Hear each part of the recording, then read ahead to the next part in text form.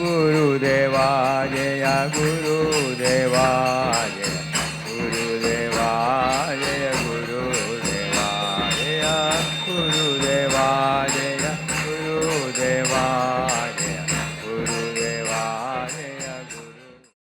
ഇസ്കോണിൻ്റെ ഉദ്ദേശം എന്ന് വെച്ചാൽ നമ്മുടേതായിട്ടുള്ള സംസ്കാരം, ഇന്ത്യൻ സംസ്കാരത്തെ എല്ലാവരിലും എത്തി. കാരണം അത് പരമമായിട്ടുള്ള സത്യമാണത്.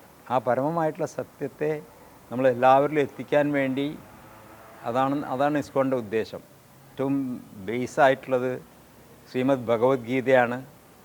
ആ ഭഗവത്ഗീതയിലുള്ള കാര്യങ്ങൾ, ഭഗവാൻ പറഞ്ഞ കാര്യങ്ങൾ, ഭഗവാൻ അർജുനന് ഉപദേശിച്ചു കൊടുത്തതാണെങ്കിൽ പോലും അത് ഈ എല്ലാ ജീവജാലങ്ങൾക്കും, പക്ഷേ എല്ലാ ജീവജാലങ്ങൾക്കും ഉള്ളതാണെങ്കിൽ പോലും അത് മനുഷ്യന് മാത്രമേ ഇത് മനസ്സിലാക്കാനും അതനുസരിച്ച് പ്രവർത്തിക്കാനും സാധിക്കുള്ളൂ.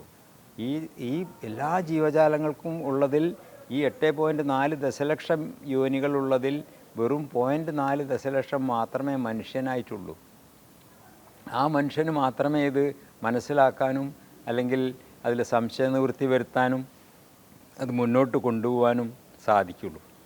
അപ്പം മനുഷ്യജന്മം അത്രയും പ്രാധാന്യമുള്ളതാണ്. ഇത് ദുർലഭം മനുഷ്യജന്മം എന്നാണ് പറയുക ശാസ്ത്രത്തിൽ. അപ്പോൾ ഈ മനുഷ്യജന്മം വളരെ ദുർലഭമാണ്, പക്ഷേ ഇത് വളരെ അർത്ഥവത്താണ്. അതുകൊണ്ട് തന്നെ ഈ മനുഷ്യജന്മം നമ്മൾ അതിനുവേണ്ടി വിനിയോഗിക്കണം. ശാസ്ത്രം പറയുന്നത് മനുഷ്യനും മൃഗവും തമ്മിലുള്ള ഏക വ്യത്യാസം ഈ ധർമ്മപരിപാലനമാണ്.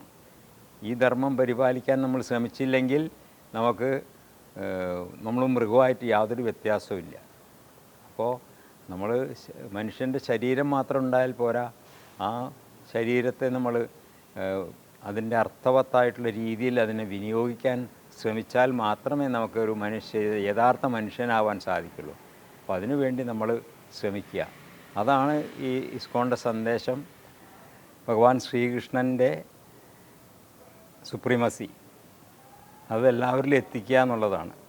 കാരണം ശ്രീമദ് ഭഗവത്ഗീതയിലും ഭാഗവത്തിലൊക്കെ ഭഗവാൻ അത് നമുക്ക് വെളിപ്പെടുത്തി തരുന്നുണ്ട്. ഭഗവാനാണ് എല്ലാം എന്നുള്ള കാര്യം.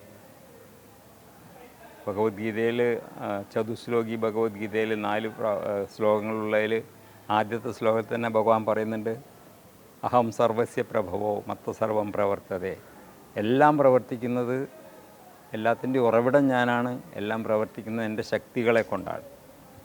അപ്പോൾ ഇത് നമ്മുടെ സ്ഥാപകാചാര്യൻ ശ്രീല പ്രഭുപാദർ 1965 അദ്ദേഹത്തിൻ്റെ 70-ാം വയസ്സിലാണ് അദ്ദേഹം ഇത് പ്രചരിപ്പിക്കാൻ വേണ്ടി അദ്ദേഹത്തിൻ്റെ ഗുരുനാഥൻ്റെ നിർദ്ദേശമനുസരിച്ച് അമേരിക്കയിൽ പോയി 1 വർഷം കൊണ്ട് അദ്ദേഹം ഈ അന്താരാഷ്ട്ര കൃഷ്ണാവബോധ സമിതി സ്ഥാപിച്ചു. അതിലൂടെ ഇതെല്ലാ സ്ഥലത്തും എത്തിക്കാൻ അദ്ദേഹം ശ്രമിച്ചു.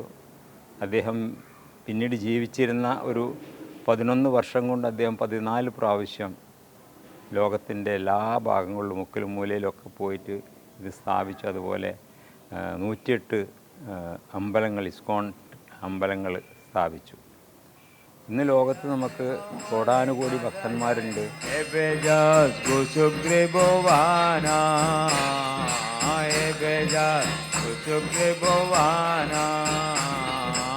ഹരേ കൃഷ്ണ.